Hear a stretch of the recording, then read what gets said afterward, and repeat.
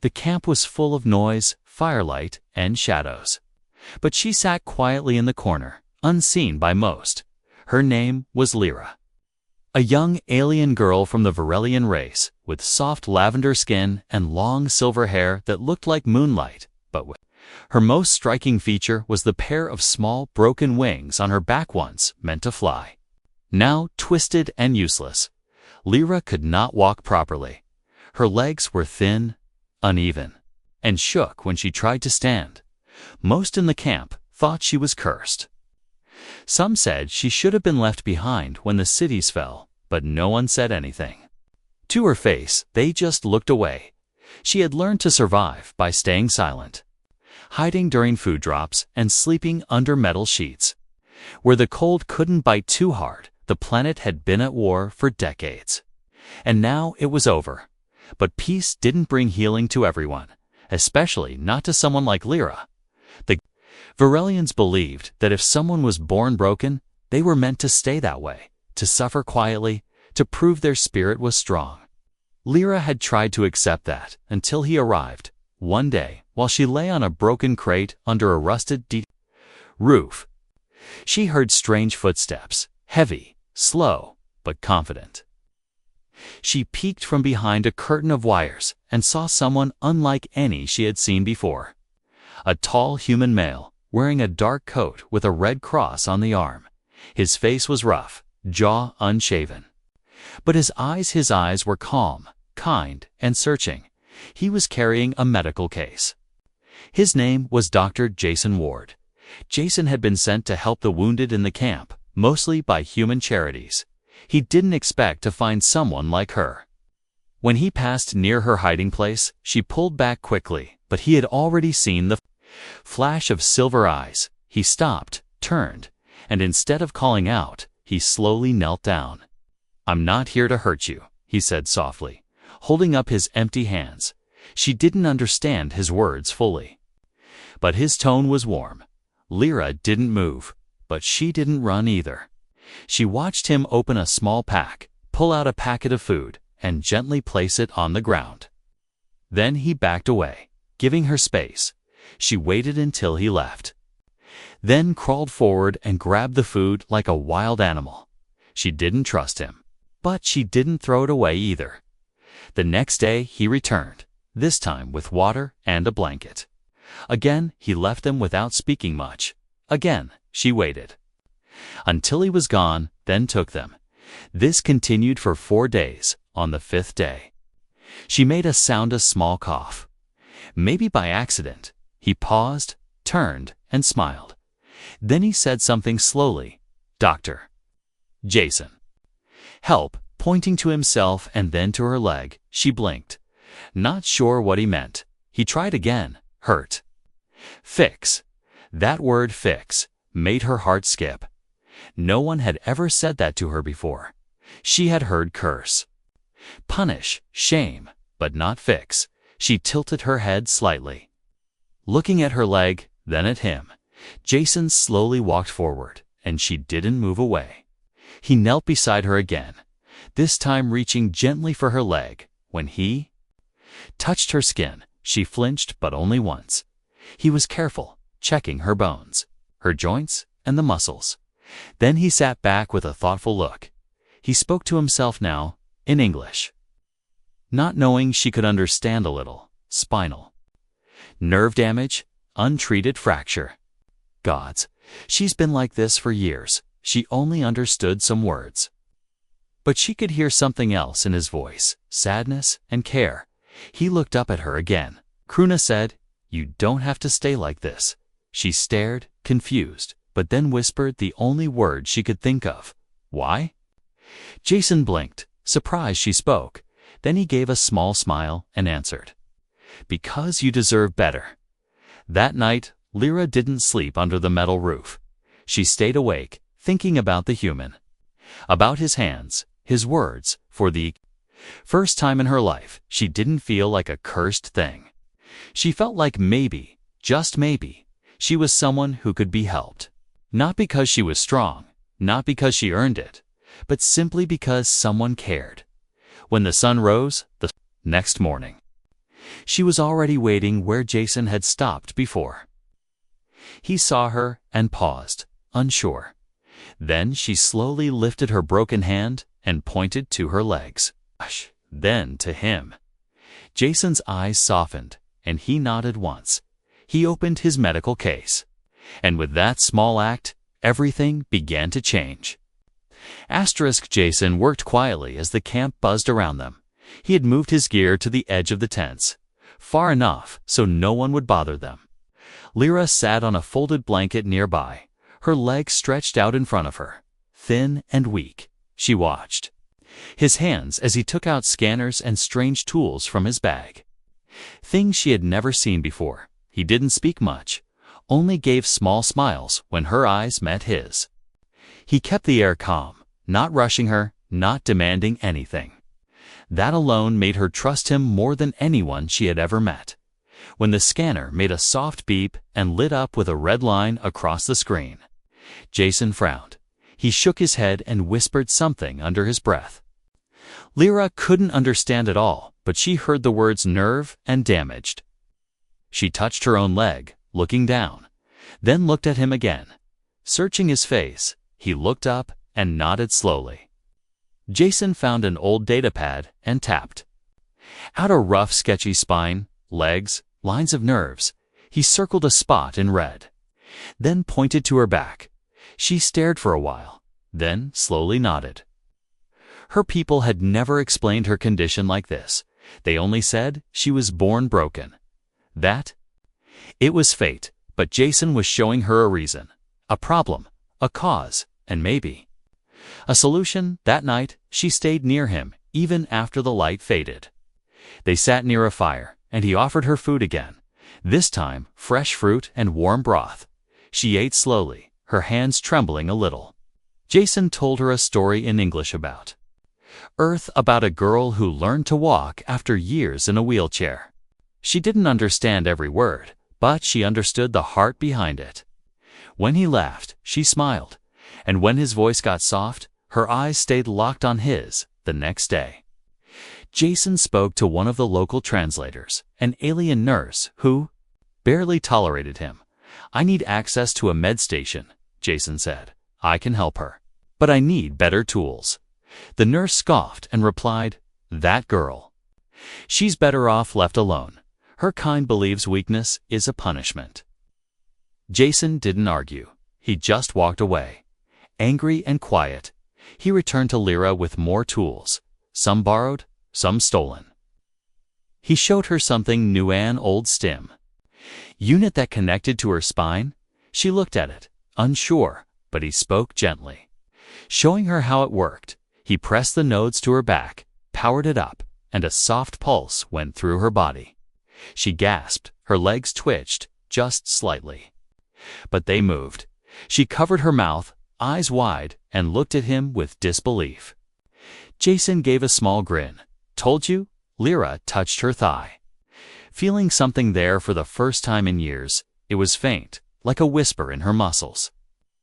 But it was real. Later that day, something even more strange happened. A small group of alien children walked past and stared at her. One of them pointed and said something cruel in their language. Lyra lowered her head, shame creeping back like a shadow. But Jason stood up, stepped forward, and said loudly, "She's stronger than any of you." The kids ran off laughing. But Jason didn't look away from Lyra. He knelt again and said, "Don't let them decide who you are." That night, she didn't cry herself to sleep like so many other nights. Instead, she stared up at the stars, wondering what it would be like to run across a field, to feel wind on her face and ground under strong legs. She whispered something in her own language, a word she had never said out loud before: hope. The next morning, she surprised Jason by standing up without help. Just for a moment, her legs shook and she fell back onto the blanket, but she smiled as she fell. Jason clapped, laughing, and said, "We're getting somewhere." He reached out to steady her, but she caught his hand instead. Their fingers stayed together a little too long, and for the first time, her cheeks changed color. a soft violet blush rising across her skin. She pulled away quickly, shy and unsure, but Jason didn't laugh or tease. He simply said, "You're doing great." They both knew something was changing, not just her body. But the space between them, she had come to him as a broken thing. But now, he was showing her she was something else entirely. Not a patient, not a burden, but someone who mattered, and deep inside, Lyra felt something begin to grow, not just in her legs, but in her heart, something she didn't understand yet, but it felt warm, like the sun after a long winter, and she wasn't ready to let it go. The sky above the camp turned orange as the twin suns began to set. The air grew cold, but Lyra felt something different inside her, a quiet strength that hadn't been there before. Jason had just finished adjusting the stim unit on her back, and she had taken 2 small steps on her own, not far, not fast, but real steps. She smiled, even laughed a little, but her voice was still quiet, soft like wind through glass. Others in the camp had started to notice. They watched from a distance, whispering in their own tongue. Some were curious, some looked angry, and some, especially the elders, looked like they were watching a crime unfold.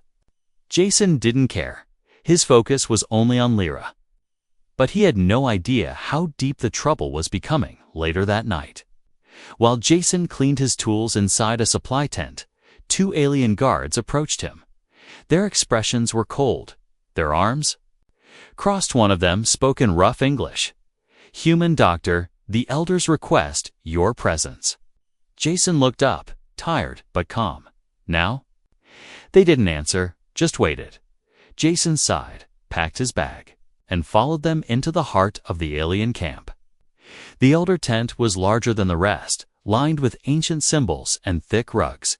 Inside, 5 figures sat in a circle, all wearing long cloaks with silver embroidery. Their faces were hidden by veils, but their eyes glowed faintly under the dim light. Jason stood tall as he entered, his boots brushing against the smooth floor. "You are the one touching the broken girl," said the tallest elder in their language. Jason waited as the translator beside him repeated the words in English. "Yes," Jason replied, steady. "Her name is Lyra, and she's not broken." Murmurs spread through the tent. The elder raised a hand, silencing them. "You are interfering with her spirit's path," the voice continued. "She was born cursed for a reason. The suffering purifies her soul." Jason clenched his jaw. "That's not medicine. That's cruelty." Another elder leaned forward. "It is tradition." Jason took a breath, then said something few dared to say aloud. "Maybe your tradition is wrong?" Gasps followed, sharp and offended. One elder stood quickly, their hand glowing faintly, a sign of authority and anger. "You will leave her alone," the voice thundered, "if you continue. We will remove you." Jason stared at them in silence, then gave a slow nod. "I won't stop helping her." He said quietly, "You can throw me out, but you can't erase what she's already learned." He turned and walked out of the tent, without waiting to be dismissed. Outside, he didn't see Lyra hiding behind a storage crate. She had heard everything. Later that night, Jason found his tent was missing. Burned, tools scattered, the stim unit gone. He sat beside the ashes, shaking his head. He knew it was a warning, but it didn't stop him. Instead, he moved to the edge of the camp and began rebuilding with what little he had left. Lyra came to him just before midnight. She limped slowly, without the stim, her legs aching. Jason looked up, surprised but relieved. "I heard them," she said in a soft voice. "They hate me." "No," Jason replied, reaching out gently.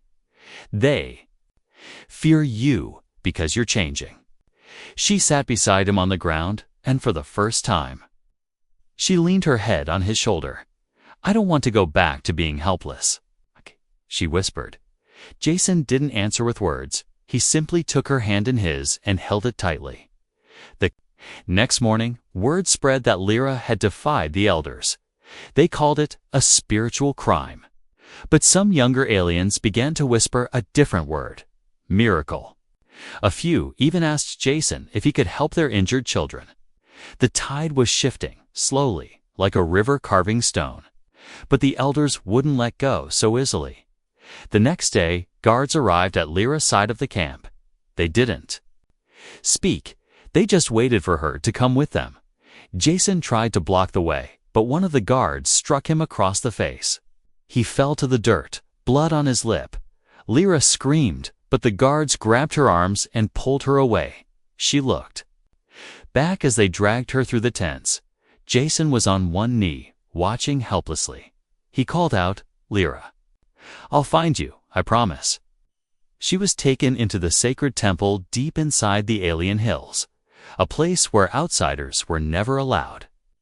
A place where tradition ruled with silence and fear. As the sun dipped low, Jason stood at the edge of the hills, his hand pressed against the stone wall. He could still hear her voice in his ears. He could still feel the warmth of her hand in his. He knew they had taken her not to heal but to erase what she had become. He swore to himself he would bring her back, no matter what it cost. The air near the temple was colder than the rest of the valley. Jason stood on the ridge, staring down at the entrance hidden between black stone walls. Two alien guards stood outside, armed with stun spears and ceremonial blades. He had no weapon, no armor, and no plan that made sense. But inside those walls, Lyra was alone, and that was all he needed to know. She hadn't spoken when they took her, hadn't cried or screamed, but her eyes, those glowing silver eyes, had met his one last time, full of fear and trust. Jason couldn't forget that, not even for a second. For 2 days, no word came from the temple. No one in the camp would speak to him. They turned away when he approached, like he was a disease. Some even whispered that he had corrupted her spirit, that his medicine had damaged her soul. Jason didn't care. He spent each night repairing what was left of his medical kit. Each day, he gathered what little he could: food, batteries, broken wires. He mapped the outer paths of the cliff, memorizing the patrol routes. And on the third night, when the moons were covered by cloud, he moved. He crawled through dry riverbeds, climbed rock walls with bloody hands, slipped past guards who never expected a human to be so silent. He reached a narrow crack in the cliff wall, just wide enough for his body. The stone tore his coat and skin, but he squeezed through. Breath held tight. Inside, the temple was silent. Dark symbols lined the walls, glowing faintly in a language he didn't understand. He moved like a shadow, deeper into the structure. He followed the faint sound of water. Then, a voice, soft and broken, a girl's voice, whispering, repeating something over and over again. He followed it, heart pounding. He found her in a round room with no doors, surrounded by flickering candles. She was kneeling on the floor, hands tied in front of her, wings bent painfully behind her back, and tears falling down her cheeks. She was reciting something, a chant in her native language. Forced to say it until her voice cracked, Jason stepped forward without thinking. "Lyra," he whispered. She froze, her head snapping up. "Jason," she breathed. Eyes wide, he ran to her, cutting her bindings with a broken piece of metal. Her hands trembled as they reached for him. "You came," she whispered, voice shaking. "I promised," he said, helping her stand. But she staggered. Her legs had been wrapped in heavy bindings, cutting off the blood. They had tried to stop her body from healing.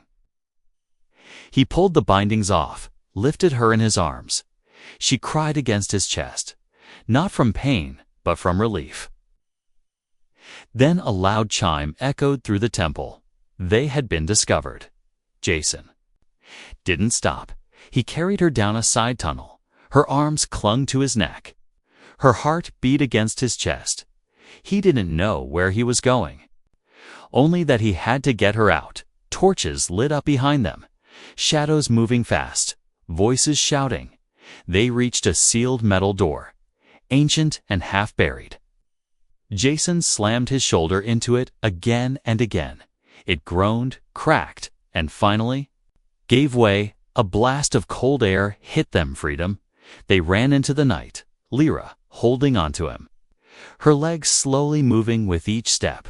Guards shouted behind them. But the cliffs were steep, and Jason knew the way. He had memorized every stone, every dip, every turn. By the time they reached the outer ridge, they were breathless and bleeding. Jason fell to his knees. Exhausted, Lyra sat beside him, her fingers brushing his cheek. "I thought they would break me," she said, voice barely audible. "They almost did," Jason replied, looking into her eyes. "But you held on." She nodded slowly. "Because I believed you'd come." A long silence followed. Their hands still joined. Then, without fear, Lyra leaned forward and pressed her forehead to his, a sign of trust in her culture, a bond deeper than words. Jason closed his eyes and whispered, "You're safe now." But both of them knew this wasn't the end. The elders would not forgive this. They would come again. And harder still. For that one moment, beneath the stars and the cold sky, Lyra breathed freely, her wings broken but her spirit whole, and in Jason's arms. She no longer felt like a burden. She felt like someone who mattered, someone loved. The wind howled across the rocks, but it could not carry her away this time. Morning came slow and pale, crawling over the mountain stones like it was afraid of what had happened in the dark. Jason and Lyra sat near the edge of the cliffs, wrapped in an old blanket, both too tired to speak. Her head rested on his shoulder. Her body weak but breathing steady. She hadn't spoken much after their escape, but her hand hadn't let go of his even once. The camp below was waking up, smoke rising from cooking fires, voices low and curious. They had seen the torches in the hills, they had heard the alarms. They knew something had happened at the temple, something forbidden. But they didn't know that the girl with broken wings had flown without flying. Jason helped Lyra stand, her legs trembling under her. He wrapped his arm around her waist, holding her steady. "We don't have to go down yet," he said softly. But she shook her head. No more hiding. They walked slowly into the camp, side by side. Each step, a storm of memory in her legs. Children stopped playing. Adults turned. Silence falling like a thick fog. One by one, eyes widened, first in disbelief, then in quiet awe. Lyra, the cursed girl, was walking. Her wings still hung limp behind her, the bones bent and scarred. But her back was straight and her chin lifted high. Jason stayed close, letting her set the pace, watching every small movement of her muscles. Her legs weren't perfect, but they were hers now, under her control. A child ran up to her, the same one who used to mock her. He stopped a few steps away, staring up at her as if she were something from a myth. Lyra looked down at him and gave a small smile. "I'm not cursed," she said clearly. Then she walked past him, toward the center of the camp, toward the elders' fire. The elders were already waiting, their cloaks darker than before, their eyes cold. Jason felt the air tighten as they rose to their feet. "You have broken our sacred law," the tallest one spoke, voice sharp as steel. "She is changed. She carries human corruption." Lyra didn't stop walking until she stood right in front of them. "I carry my own strength now," she said. Her voice wasn't loud, but it cut through the camp like thunder. "I was broken, and you wanted me to stay that way?" Gasps rippled through the crowd. Jason stepped forward, ready to defend her. But she held out a hand, stopping him. She wasn't afraid anymore. One of the elders tried to speak, but she continued. "You call it tradition, but it's fear," she said. "You fear change. You fear humans. You fear that someone could help me." She turned to the camp, her voice trembling but rising. "I am proof that help is not weakness." Jason watched her, his heart pounding. This wasn't the same quiet girl he had met in the shadows. This was someone standing on her own. This was someone becoming more than what they said she could be. The crowd was silent. Torn between fear and belief, some stepped forward. Small movements, hesitant but real. Others lowered their heads, unable to face the truth. Then an old woman stepped from the crowd, her hair long and braided with silver thread. She knelt in front of Lyra and placed her hand gently on the girl's knee. "My daughter was born without sight," she whispered. "Will you help her too?" Lyra froze, her mouth opening in surprise. Jason stepped forward and said softly, "We will." The moment cracked like ice under sunlight. One by one, others came forward. A limping boy, a girl with missing fingers, an old man with shaking hands. They had all been told to suffer in silence. Now they looked at Lyra and saw hope. The elders tried to speak again, but no one was listening anymore. Jason looked at them and said only one thing. She walked because she chose to try. He turned to Lyra, and she turned to him. There were no words in that moment, only a quiet breath between them. A space filled with trust, courage, and something deeper. As the sun rose higher, Jason placed a hand on her shoulder. "You ready for the next step?" She smiled, eyes shining. With you, they stood together in the heart of the camp, surrounded by silence. But for the first time, the silence was not fear, it was change. Lyra had become something more than healed. She had become a symbol, and Jason, the outsider, had become her answer, her light, her beginning. It had only been 3 days since Lyra walked in front of the entire camp, but the world around her felt like it had changed forever. She no longer sat alone near the fire. Now people came to her, some brought gifts, others just wanted to touch her hand, hoping her strength would pass to them. Jason stayed close but quiet. Watching her from a distance, he didn't speak much, didn't take credit for anything. He only smiled when she laughed, and nodded when she looked for him. There was something deep between them now, something that didn't need words, but peace is not something everyone welcomes in the quiet corners of the camp. Old eyes watched with anger. The elders had lost control, their laws shattered by one human and a broken girl. They could not show their rage in daylight, so they chose the dark. A plan was whispered, not among warriors, but among priests. They spoke of purity, of cleansing the soul from foreign touch. They decided that if Lyra could not be punished by force, they would poison her from within that night. As Jason cleaned his tools inside his tent, Lyra arrived with a small plate of food, local stew, and a piece of soft fruit. She smiled shyly, placing it beside him. "I helped cook today," she said, proud of herself. Jason raised an eyebrow. "You're becoming a real star here." She giggled, then sat down beside him, resting her head against his arm. He didn't say anything, just leaned gently toward her. They ate together, laughed softly, talked about Earth. Jason described snow-cold white dust that covered the ground. Lyra closed her eyes, trying to imagine it. "I'd like to feel that," she said, cold, clean. Like a new beginning, he looked at her face, calm and full of light. "You deserve 1,000 new beginnings," he whispered. But later that night, her breath grew shallow. Jason heard the sound before he saw her fall. He turned and caught her just before her head hit the ground. Her eyes were wide, panicked, her fingers clutching the air. He laid her down, scanning her with trembling hands, pulse weak, sweat cold, breathing fading fast. "No, no, no, stay with me," he whispered. Over and over, he injected her with a stabilizer from his case. But it wasn't working. Then he saw it, the fruit. Half-eaten, still glowing faintly under the lamplight. Jason grabbed it, scanned it, and the screen flashed red. Toxic compound detected, slow acting. Designed to mimic heart failure, his mind raced. It had been given to her on purpose. Not to kill quickly, but to make it look like her body was rejecting the human treatment. He had seen this kind of tactic before, during the wars. Sabotage. Masked as natural failure, someone wanted her gone, and him blamed.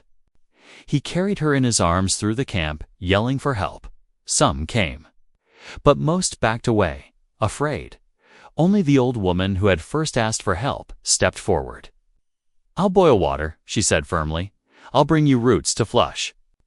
Her blood, Jason nodded, holding back tears, inside a small tent. He worked without sleep, mixing medicine, cooling her skin, feeding her drops of herbal water through a cloth. Lyra lay still, her breaths shallow, her body shaking. Jason stayed by her side for hours, wiping her forehead, whispering stories she couldn't hear. "I told you I'd fight for you," he said, his voice cracking. "I told you I wouldn't let them take you." Just before sunrise, her fingers twitched. Her chest rose slightly. Then again, her eyes opened slowly. Silver light, dim but present. She blinked at him, confused and weak. "You stayed," she whispered. He laughed through tears. "You almost scared me to death." She smiled faintly. "I knew you'd fix me." Word of the poisoning spread by morning. Some denied it, some whispered it was the will of the old gods, but others began to see the truth.